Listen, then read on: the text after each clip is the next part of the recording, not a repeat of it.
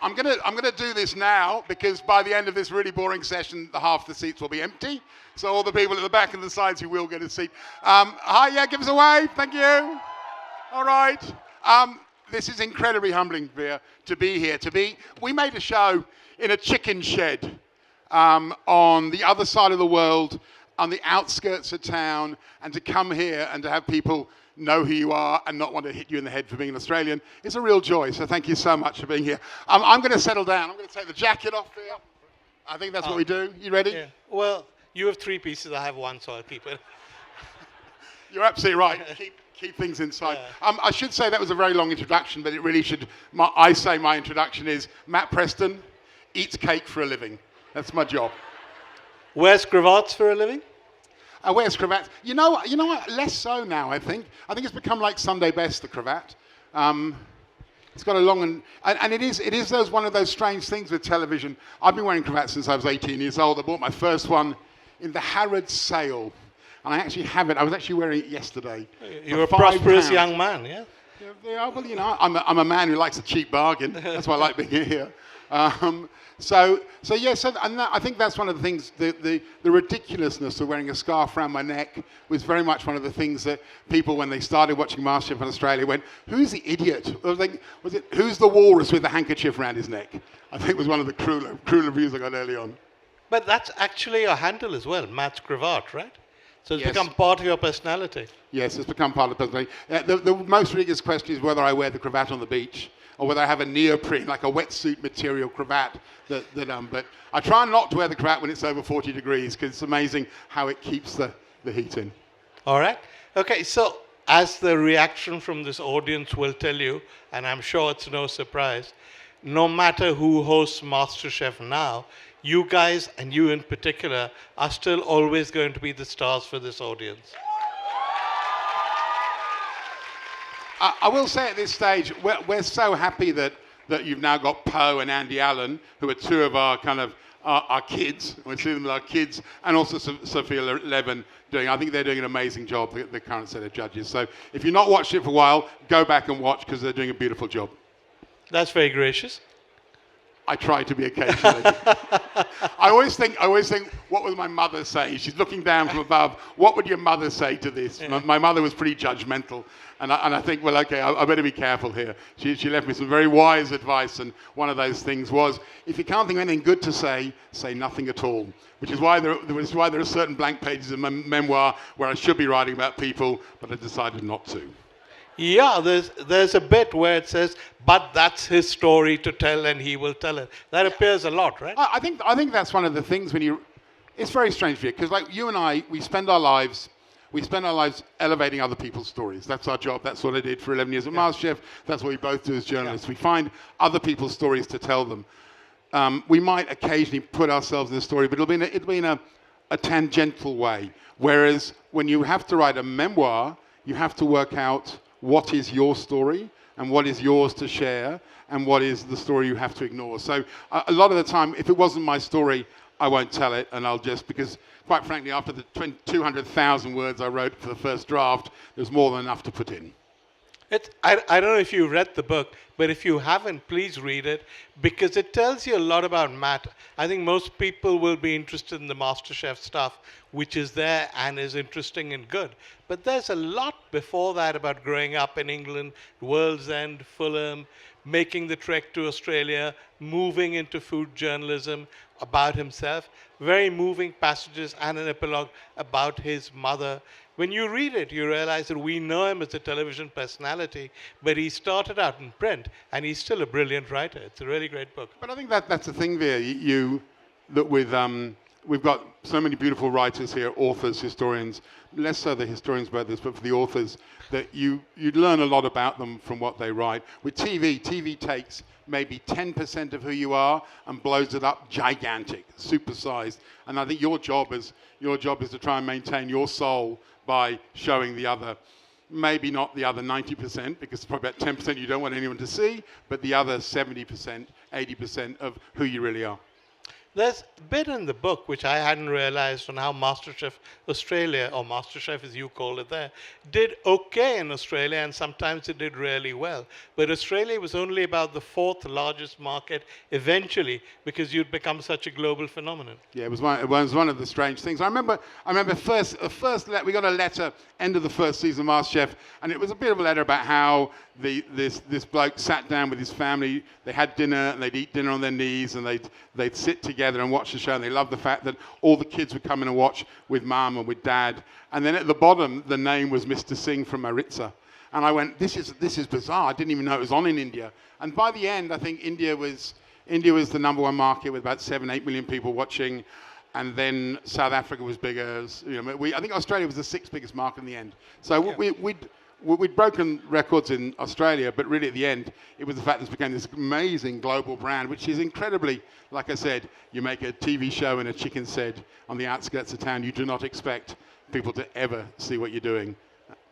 But if I remember, the original British MasterChef was a greengrocer, about him probably less said the better now, and an Australian chef, and it was quite a sort of low budget kind of thing. And then you guys come along, and suddenly it becomes an international franchise with editions all over. Yeah. US MasterChef is Gordon Ramsay. There are other MasterChefs in many, many countries. So you guys launched the franchise, really. I think that was the brilliant thing, and that Australian thing, they were looking for something to replace Big Brother, which they cancelled. And the idea of MasterChef, or the Australian version of MasterChef, was based on the English MasterChef, but no one wanted to buy that format. It was pitched to every network. The Network 10 that eventually took it was pitched to 3 times. Finally, they went, okay, we'll give the show this show. They based it on a mix of a little bit of The Apprentice, a little bit of Survivor, voting. So it became a kind of, rather than a straight stand and stir competition show, it became a slightly bigger, more like an MTV or a kind of a big show where contestants live together. And it was a brilliant idea by a guy called Paul Franklin. And that changed it. MasterChef had never been that successful subsequent to that, the Australian version taking off. At the end, I think there were 60 versions around the world of MasterChef. There was MasterChef Korea, there was MasterChef Afghanistan, there was MasterChef Bangladesh, there was MasterChef Pakistan. It was an amazing thing. What's weird is when you see your archetype in with a cravat and a 3-piece suit in the Malaysian version, or really, or the guy in the check suit in the French version, because TV people are not very. Are there any here? Say what you like. TV people aren't very creative, and they're scared, right? They're scared of doing the wrong thing, so they tend to stay really safe. So we have it was a German TV show called Man Oh Man, and it was presented by a German presenter who had grey hair and a grey moustache. And when they cast the show in Australia, they looked for not how good the presenter was, whether he had grey hair and a white moustache. So, I mean, the most ridiculous way of approaching it rather than doing talent, but that probably, Vir, that kind of leans into our success. When MasterChef started, we were told that it was the most ridiculous casting that had ever been made. The contestants were all ugly. Some of them were old. They had 3 fat judges. It was like, who would want to watch this show? And we always say one of the joys about MasterChef is because it didn't conform to any of those stereotypes. It kind of felt fresh and new, and it also allowed us. I think everyone at the network thought it would fail. We'd be like when you finish a long relationship, like viewers had with Big Brother, you then go into the rebound relationship that lasts a very short period of time. I think everyone thought MasterChef would be the rebound relationship, but luckily people fell in love with it, and we ended up doing 11 amazing seasons. When you started out, it wasn't like X Factor or wherever, where you had Mr. Nasty, Miss Sweet or whatever. You guys just went in there and did your own thing, isn't that right?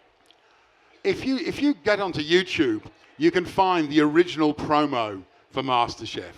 And it starts with very dramatic classical music. And it's basically waiters in leotards holding cloches pirouetting across the stage. And they all pirouette towards this central stage. And there sitting on the central stage are the 3 judges, myself, George, and Gary. And we look really horrible. We look like Shakespearean villains. We look like we're going to disembowel the contestant there. So you can see that. That I think is what they thought it would be. That's the classic image of reality TV, is you have to have bad people. You have to have a villain. You have to have. That's where you get drama from. You get drama from being mean to people. You get tears from being mean to people. In TV world, tears they're like crack cocaine to TV people. They love it. And we took the other attitude. None of us wanted to be the mean judge. So I think the moment when everything changes in that first season of MasterChef is Julie Goodwin cooked an amazing bit of lamb, and we all gave her a hug. And all the TV people went, you can't do that. You don't hug contestants. It looks like your favoritism. But they allowed it to play, and it kind of set the tone for the series, and that ran through and still runs today, this kind of idea that it's not about winning. It's about taking part. It's a celebration of food. It doesn't matter if it's bad, you can make it better. How do you make it better? All those really core MasterChef messages, I think, have resonated with people. And I love, and it was about this idea that cooking is an act of love. That when your mother, your grandmother, your aunt, your father, your uncle cooks for you, that time they take in feeding you is an act of love. And so therefore, you should never be, when someone's shown that love to you, you should never be mean back. You can talk to them about how they can make things better. You can normally find the answer of what they do to make things better just by asking them. So the secret is to try and make it inclusive. I did a TV show after MasterChef, and the producer, very successful producer, came up and said, I can't believe what I've just done. I've made an episode of reality TV where I was crying because it was so moving and because it was so beautiful, and you hadn't been horrible to anyone. And it was like, well, that's what it can be. You know, food isn't I had an experience of, sorry, I'll digress. No, go on. As I will do endlessly. I had an experience today where I'm sitting back a house and someone has made me a Malabari prawn curry. So she's got up this morning, she's gone to the garden, she's made Malabar prawn curry, and I say, why this dish? It's like a mini MasterChef moment. And she talks about being on a lake with her father and her mother and her family, and having Malabar, she's not from a Malabari background, and having this meal. And she's talking so beautifully about it. Myself, my friend, we're all sitting there, we've got tears in our eyes, she's got tears in her eyes. It's this amazing idea that food can move you at great times, because it is so central to who we are as human beings. So I wonder sometimes whether we underestimate the power of food. And that's not just good food. That's not the fancy restaurant food. That's the food that's the food of your soul. How do you actually distinguish between, which was your job in a way, distinguishing between food that's made with love and passion and food that's really not very good? Because often love and passion are not enough. Oh, no, love and passion. This is one of the worst cliches ever invented by food reality TV, is this idea, I made it with love. My grandmother loved me very, very much, but she was a terrible cook. When I was I learned to cook at her house because it was an act of self-defense. So it is, but it doesn't matter, because I still, when I wrote my first cookbook, there were more recipes from my grandmother who cooked really bad food than there were from my grandmother who cooked beautiful food. And I've still struggled, and I can only think that it's a reflection of the times that I spent with her and that link. And I think, you know, we always talk about the five, the six tastes, but memory, I think, is one of those. Memory is almost like another sense that it's so evocative that you taste something. It's a moment in everyone's seen Ratatouille, you know, the animated film with the rat, and that moment when then the critic has the ratatouille and he flashes back to being in short pants, and it's that moment. And I think, you know, have you had an experience like that? Have you had a moment where you tasted something and it's taken you back to a point in your time or a point in your life? Put your hands up if you've had that experience. You see, it's kind of universal. It's crazy, but we don't really talk about home cooking in that way of how universal and how important it is. And I think that almost shows how universal and how important it is that we value food, and we should value food. Well, there's a curious dichotomy in a sense in what you do, because when you were on MasterChef, I think we counted them yesterday, every single one of the world's great chefs came on to MasterChef. So you were dealing with very high quality professionals, with contestants who were often better than the professionals who went on to be professionals. And yet your parallel, extremely successful career is as a writer of cookbooks for home cooks. Well, you know the secret of this, Vir, that no matter how much chefs love to talk about themselves, their books never sell as well as cookbooks. There's a reason why they're called cookbooks. They're written by cooks. They're not written by chefs.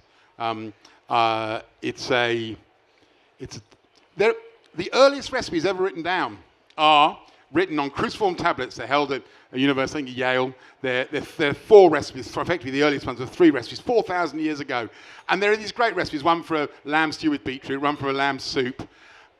Also in that very close collection of cruciform carved tablets is a jester's tablet taking the mickey out of pretentious ways with food. And this is carved 4,000 years ago, and it says, take a goose egg, rest it on sand, serve it with a sauce of Epicurean, which must be an area in Greece, an Epicurean seaweed. And it's like, he's taking the mickey. So obviously at the point where we're writing down our first recipes, people are taking the mickey out of people who want to make food something more than something kind of highfalutin and fancy. So I've discovered that this morning at 5:30, I thought I'd share it. And yet, despite these prehistoric criticisms, the ponciness continues, doesn't it? Oh, there's always money in putting those tiny weeny herbs on things. Yeah. You know, that's an extra 300 rupee. And a little foam, we still do that in India. Oh, you still do a foam. Yeah. But also that's not, you know, we were talking about what are the things you love in food? What are the dishes? You know, a great kachori, a lila mas. You know, these are the things that you try, and they have a cultural role, but they just make you feel happy. They make you feel good. And I think it's finding those things and acknowledging and championing those things. And that, as our job as food writers, is to hopefully introduce you to those experiences. I was lucky enough with Masterchef to have 11 years of introducing those experiences to contestants via people like Yotta Motalengi and Nigella Lawson and these great, very influential cookbook writers. When you started writing about food, you did restaurant reviews as well, which is not a phase in your life you're particularly keen to talk about or seems to have left a deep impression on you. No, look, it was great. I did it for 10 years. I stopped when I started MasterChef. I'm still called a restaurant critic after 16 years. Over your objections, you don't really like I know, but only because I don't, I mean, I debate whether restaurant criticism exists anymore because I think social media has democratized. You know, now your restaurant critics are writing 140 characters, or they're posting on Instagram, and you're following. If you're obsessed with Malabar cuisine, you're following those great Malabar cooks and talking about great Malabar restaurants. So you find your joy point from those people. So I'm not sure how relevant restaurant criticism is. Certainly doesn't have the same power in Australia. But also, I stopped doing it when half the people in the audience were still at school, or possibly even not born. Yeah. So it's a part of me, just like Masterchef's a part of me, but also there's other stuff going on as well. But when you became a judge in MasterChef, from what I remember, and you've referred to it, one of the criticisms was that you weren't a chef, and yet you were judging aspiring chefs. Did that worry you? No, because if you list the world's great chefs, half of them have never gone to culinary school. You know, they started as dishwashers, they started as lawyers. Mas Matura at Austria Francescana was a lawyer. Neil Perry was a hairdresser. Stephanie Alexander, probably the writer of the greatest cookbook in Australia, was a teacher and a librarian. So I don't think I think the problem often with chefs is they don't really understand cooking at home. They're amazing at juggling numbers and doing volume, but it's hard for them to translate what they do into the restaurant into home cooking. Someone once asked me about when I wrote my first cookbook, they said, why are you writing a cookbook? You're not a chef. And I said, well, I'm writing a cookbook because I'm a writer and I'm a cook. So actually, if you want to trust someone, and I think if you look at who you trust, certainly in the UK and in Australia, invariably books by cooks sell far, far more copies than books written by chefs. Rick Stein's probably one of the examples. Nigella wrote for The Spectator. Yotam was a journalist in the Tel Aviv. So, you know, I think I think there's a danger that we see food as being the sole preserver of the chef. And yet, if I look across this audience, I'm sure there are about 500, 600 great home meals that we could all go and celebrate together. And I'm more interested in celebrating those and finding those than someone putting those micro herbs or a little of foam. Do you like the idea of a celebrity chef, or do you think it's past its sell-by date? Chefs hate the idea of celebrity chefs. That's what they all say till they pose for pictures and get endorsement. Yeah, I know, and you know, look, I think it's become part of what chefs do. They have to market themselves through going to festivals and doing TV shows and stuff like that and being on stuff like MasterChef. I don't know. I think we get a bit tied up on what other people think of you. One of the things I learned with MasterChef is do not worry what anyone else thinks. Worry what the woman you love thinks, your partner thinks, your children think, your friends think. Those are the people that you need to be true to. The other people, it doesn't matter what they think. They're going to think ridiculous things, you know. Quite frankly, I once talked to a footballer who was banned for doing illicit drugs, right, steroid use. And he said, I know that when I walk in there, people will hate me. Most will hate me for the fact that I took steroids, but some will hate me because they remind me of their French teacher back at school who they didn't like. So there are all these other examples of why people don't resonate with you and you don't resonate with them. So you can't worry about that. There's a bit in your book where you talk about the style of the program, and you referred to it today on how reality TV had bad guys and stuff like that. And you guys decided you were going to be the anti-Gordon Ramsays. You weren't going to shout at anyone. You were actually going to be nice to people. And that was the first, wasn't it?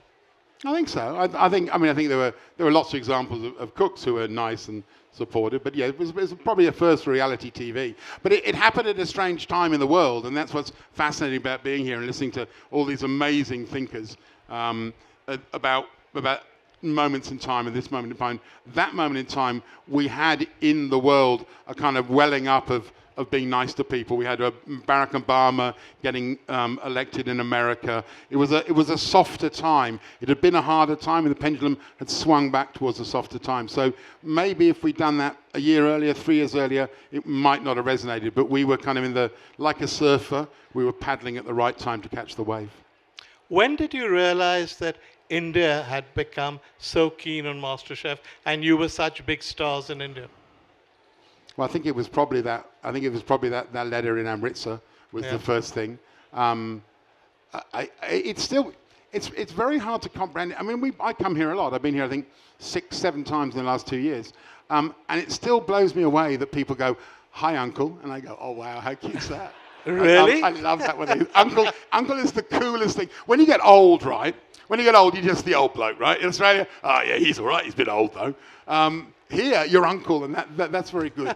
So that moment, and what I love about it is that invariably here in India, it's I can place them kids under 20, 25, and I realize that what I've become here is they say things like, "Oh, you were so much part of my childhood," and I realize that I am like Barney the dinosaur or Shrek the ogre, that I've just arrived, and I have that role. But on the upside, they care about food. They want to go and learn from their grandmother, their aunt, their uncle what to cook. They want to keep that culinary history alive. They want to, and that if you'd said that originally when we started, Gary and I sat there and said, what would be the dream? I'm assuming the show continues. What influence would you like to have? And we came up with all we wanted to do was stop people buying Parmesan cheese in those little shaker cardboard tubes that smells a bit like a festival toilet. We just wanted to buy real Parmesan and grate. That's all we wanted to do. But the idea to come here and to go to people who started up chocolate shops or are working in restaurants or are finding or chasing their dream in food is an unbelievable thing to do, and they're really, really happy. And I think that's been, for us, the most amazing privilege. And here in India, it's been embraced in a way that I don't think it's been embraced anywhere else in the world on the same level. There's a bit in your book when you talk about one of your early visits to India, and in very dodgy taste, you dress up as a Maharaja and you appear at a gathering and you are mobbed. Wait. I'm gonna. This is a really good time. You know those things. You know things you do in your past. You wonder, was I being a bit uptight? Perhaps, okay. Yeah. So imagine this: we're in Bangalore, and we're going to an orphanage, and they want to dress us up. Not in a kurta, that would be okay, but in Maharaja outfits. We'll turn up as Maharajas. And I've gone, I'm not so sure if the overfed Australians turning up dressed as Maharajas to the orphanage is a good thing to do. And maybe if we were wearing, more street clothes, that would be better. Was I being oversensitive? Hands up, I was being oversensitive? Hands up if it was a good thing to be grumpy about. Okay, so yeah, no, good. Yeah. I'm glad.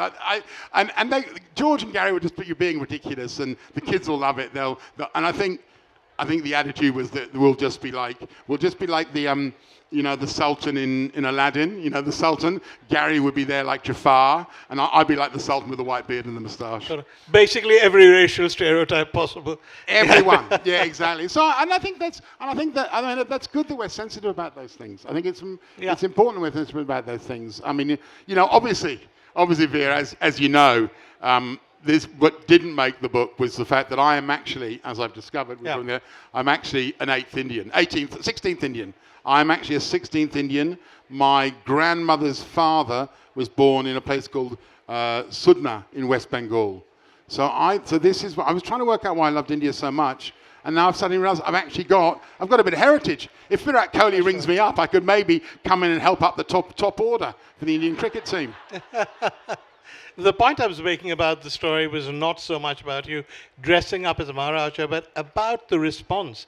You said there were 3,000 people shouting and screaming, and you guys were almost terrified because you'd never imagined something like this could happen. I think we're terrified because when you get a large amount of people in an uncontrolled space, when you start looking at the front row and there are kids being crushed through metal barriers and stuff like that, that's really scary because you don't want to be involved in that environment. I don't think we never felt scared of it, never felt controlled of it. But people want to get a picture and they want to have a chat, and that's really lovely and it's great. And we now will do that, but in a much more structured way, like the signing here, which is great. I'm happy to sit for 3-4 hours and take photographs. I did the signing in Portugal.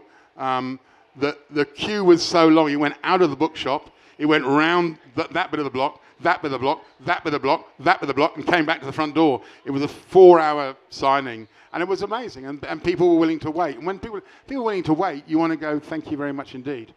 So I'll be there signing books. If you want to have a signed book, that's great. We'll have a photograph, and I hope you see as many of you as possible.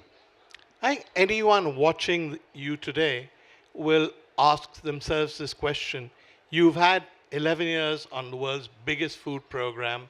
You attract crowds wherever you go. There are queues for your signings, yet you actually seem like a nice bloke. It hasn't really got to you. You're still Don't believe it? All right. Don't believe it. You're Willie Dalrymple. Great anchor, great actor, but still. No, look, okay, can I say, and I think Willie would feel the same way. Willie and I knew each other when we were 20, right, back in London. So we're in a basement flat. In dodgy basement flats. When something like this happens when you're old, right, at that point when you should be looking at retirement homes and doing that, it's the most amazing privilege. And the fact that someone wants to talk to you about something you love so passionately, such as the food they like to cook or the food their mother cooked, to have that conversation is incredibly empowering. To see that, I mean, this is going to sound terribly Oprah Winfrey, but if you can spend 30 seconds of your life having a photograph with someone and they go away happy, why wouldn't you do it? It's the most amazing thing. And I think the other thing is that that's often underestimated. How sour would you be if you didn't get an amazing... I mean, I get more out of that interaction than anyone else does. One, I get to find out what they cook. But two, I get to see people happy. It's the most amazing thing to do. So I think I had a brush with fame when I was a little bit younger, and it went straight to my head, and I just kind of took myself too seriously. So I think knowing how bad that was and having my friends tell me I was being an idiot was a really good thing to happen, because there was a tiny little smidgen of celebrity. So when Masterchef came along, it was like, okay, great, thank you. I'll take this, I'll enjoy it, and I'll embrace it in every way that I can. And coming here to the Jaipur Literary Festival, which is an incredible honour for an Australian food writer to come. Let's face it, I'm not a Nobel laureate. I'm not a Pulitzer Prize winner. I've never won a Booker. If that's the deep end of the swimming pool, I'm paddling down the shallow end. And thank you so much for paddling with me. Also, how good is it to come to Jaipur and go to the Lassi-Walla and, eat kachori? I mean, I'm a happy man. Food and travel, and that's my happy place. Okay. Let's talk a bit about India. When you came here for the first time, and you've been here, what, every 2 months since then, pretty much. What was your first impression, and how has your view of India changed, if it has at all? Oh, wow. Okay. Let's be frank. I came as a tourist in 1989. That was great. But my first real experience of coming properly to India was to come and do a story for Vogue. And I learned one thing. I learned if you wanted something done in India, never talk to the man, talk to the woman. First thing. It was the first thing I learned. I think that's changed. I think that's changed. And I think it's changed with the under 25s. And I had a horrible experience coming here and doing an event, and none of us enjoyed it. We didn't want to come back again. It was not great. Which city? I'm not going to say. All right. Okay. And it wasn't. Tell us what went wrong. The people were amazing, but it was just badly organised. Like, this is unbelievable. I used to run the Melbourne Food and Wine Festival. This is unbelievably organised. It's amazing what they pull off here. You should be so proud of what you have in Jaipur. Yeah. It is serious. I've done events around the world. This is truly unique. But then when I started working with a group of guys called Konosh, and Gary and George and I have come out. We have a young team. We bring these young chefs together to work with us. They're all 22, 23 apprentices. They come with us around the country cooking dinners. They become our right arm. We bring our chefs with us. They work together, and it's the difference. The difference of working in a hotel kitchen with these young cooks compared to the old, crusty cooks of maybe 10 years ago is beyond recognition. The food you can do, how they learn. And then in November, I went to Goa, went to Cavatina by Avanish Martins, which if you haven't been, you have to go to. And I walked in, and one of those young cooks from our first visit was working in the kitchen there. And you have that same swell of pride you have when you go to somewhere like Dan Barber's Blue Hills or Mugaritz, and in the kitchen is one of your charges now working in a great hotel, a great restaurant in the world. The idea that they come to us a little ember, and all we've done is just blown on the ember, and then they've gone on and learned and studied and experienced, and now they are working in one of the best restaurants in the world, or they're doing their own cookbooks or doing their own TV series. That's incredibly satisfying, and so that I'm very excited by the future for India, given this younger generation of men and women that's coming through, this kind of sub 26, 27-year-old. And there's a lot of them. Was it half Indian, half of the 1.6 billion Indians are under 27? Is that right? It's about right. Yeah. So there's a lot of them. It's a very bright future. I'm kind of excited about that. And you've always had Indian food in MasterChef, right? You had many contestants. Well, but that was the whole thing. We had Jimmy. We had so many contestants. We had contestants all around the world. And at a time when the world was kind of becoming more insular and more kind of, and food is one of the ways we use to other people. It was amazing to sit there and have dishes from Mangalore or dishes from Pune, dishes from Delhi on Australian television. Have these people represented, and people from Malaysia, and people from Thailand, and people from Vietnam, and that's what Australia is. Australia is this amazing melting pot of different cultures that remain separate, which is wonderful because we now have some unbelievably good Indian restaurants in Australia. But also, we get to experience, we get to travel in our high street. It's the most wonderful thing. On the other side, I look at those restaurants and you see reasons why people have travelled, and that's normally economic or war. And so there's a sad story there. But the upside is, oh my gosh, look at what they're making of their life now and how wonderful that is. Have you always liked Indian food? I grew up in London. Where else? Why wouldn't I love Indian food? It is different though. They do like their curries to taste of tomato sauce back in the UK. Yep. Tomato soup.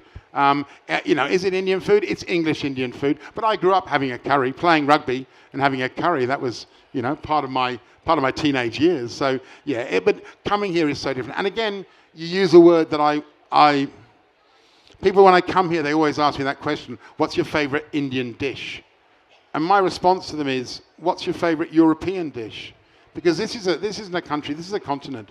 All the variations in cuisine across this country are phenomenal. How can you compare a risotto to roast beef to a French souffle? It's the same here with India. How can you compare the food of Kashmir with the food of Kerala? You can't do it. They're unique. What's the great truth here is that every 50 kilometres, the masala mix will change. I mean, that's what makes this country so amazing to travel, because the food in Nagaland or Ladakh is so different to the food you'll get in Tamil Nadu. Okay. I think we've softened you up nicely. You don't have to say one favorite dish, 5 favorite Indian dishes. Okay, well, this is a terrible thing, but I set Vir up when we were talking about the session we're doing tomorrow, and I said, Vir, what's your favourite cuisine? And he said Kerala. Yeah. Kerala. And I've got to say, and I'll give you the answer, because I think I need to be honest here. My favourite cuisine is invariably the last one I've had, and the last food I had here was in Kerala.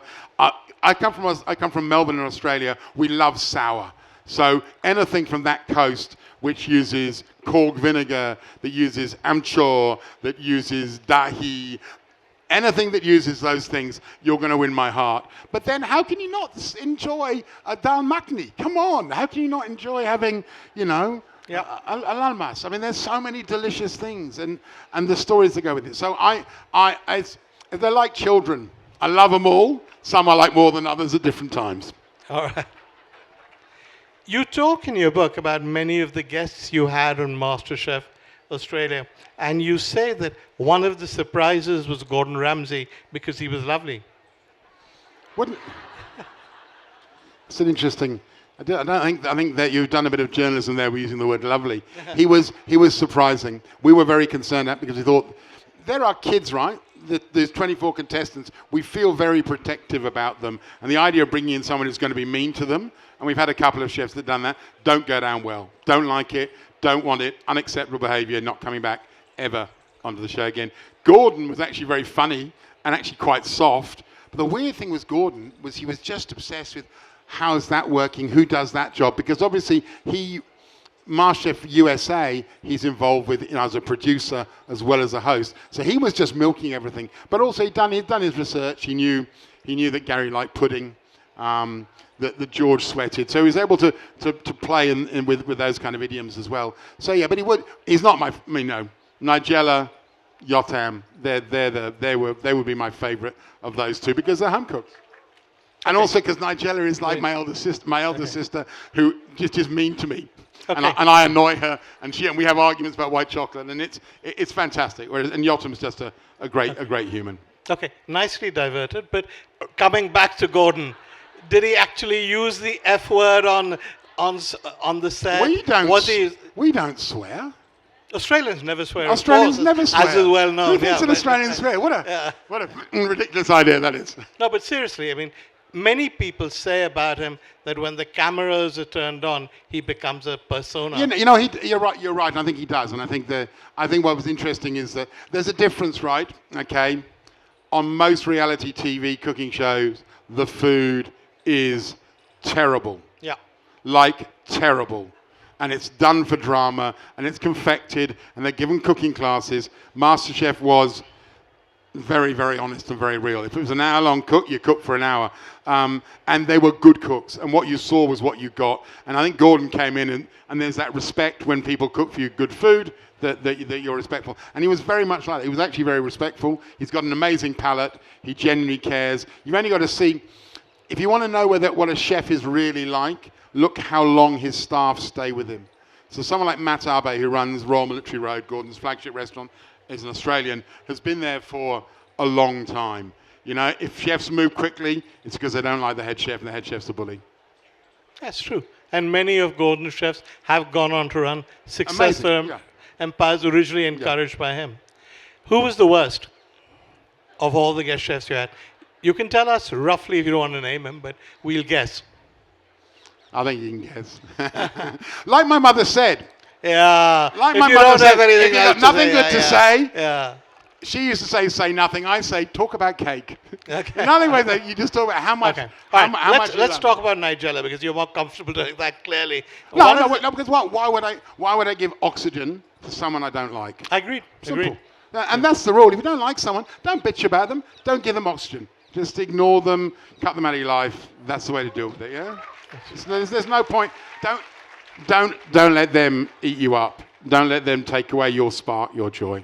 Absolutely. Nigella, you were saying that... Spark and joy. You're obviously quite, in the book, I mean, she appears again and again. You're obviously quite, Well, because actually, you're quite keen on her in the nicest sort of way. like an elder sister. Thank you very much indeed. Yeah. Older sister. No. Wow, yeah. All right. I think she's a month older, so I'm allowed to get away with it. All right. Okay. She comes from a very similar background to me. We grew up in the same part of town. At the time I was finishing the book, I did a tour around Australia with her, and she's just a great person. Her father was a millionaire and a politician. You're not the same background. How do you know? All right, okay. Because I've read your books. I know you're saying I look like a Povo person? No, you're right. He was a politician and millionaire. I didn't come from that background. It's clear to say. But if you grow up in West London, you're a West Londoner. If you grow up in Jaipur, you're from Jaipur. That's where you're from. You've got pride in where you're part of town. In London, it's much more regional. You're not a Londoner. You're a West Londoner. So I think that's a. And so you've gone to the same clubs, you've eaten the same food. She went to the same school that my sister's kids go to now. So there's that's the connection, I think. Sure. But you said about her that she banned you from using the word deliciousness because you said it was meaningless. And that you apparently had a room where you would discuss what to do, and she took you can tell the story. It's the moment we knew I loved her in terms of she fitted in so well, and she was the fourth judge that we never knew we needed. On television, every decision is discussed for hours. What colour should the sofa in the back of the room be? Purple or green? Hours these discussions go on. And so Nigella came in, and we had a room where we'd go and deliberate what dish would win or lose. And she got one of the runners to run up a sign that said, "The room of pointless meetings." And up it went on the wall and went, "Great, you understand it." But again, she was free and frank with her opinions, which is what you want. You want honesty when you're doing that kind of stuff, and she was great. So, and she hates white chocolate. She thought I was an idiot for suggesting you could have donuts with a burger in it for breakfast. And she did go, "Don't use the word delicious. What does that tell anyone?" We use a lot of short form on television because time is short. Yummy, that's yummy. It's like, well, explain, why is it yummy? What makes it special? Why? If something is delicious, if I don't describe it either on television or in print, and your mouth is watering and my mouth is watering when I've finished, I have not done my job as a writer or a presenter. You need to feel it. You need to, feel that juice going in here on either sides. Okay, last question because we're out of our time, but this audience, I think, will want to know, why did you stop doing MasterChef? 11 years, still loved it. Time to do different things. And both Gary and I didn't want to get to a point where we woke up one morning and we became old and bitter for doing the show. And we had a meeting with the producers when we were discussing whether they were talking about a new contract, and they said, "We can see you doing this for another 20 years. And Gary and I looked at each other and went, "No." And the reason is because, are there any teachers in the audience? If you're a teacher, put your hand up. Well, there's some there. Yeah.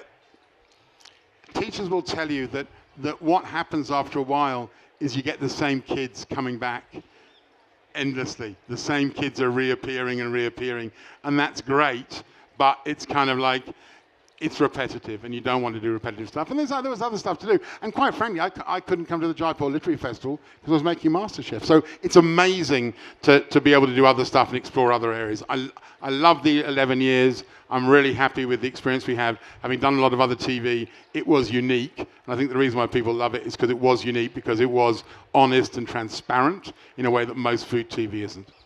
In your book, you dance around this particular area.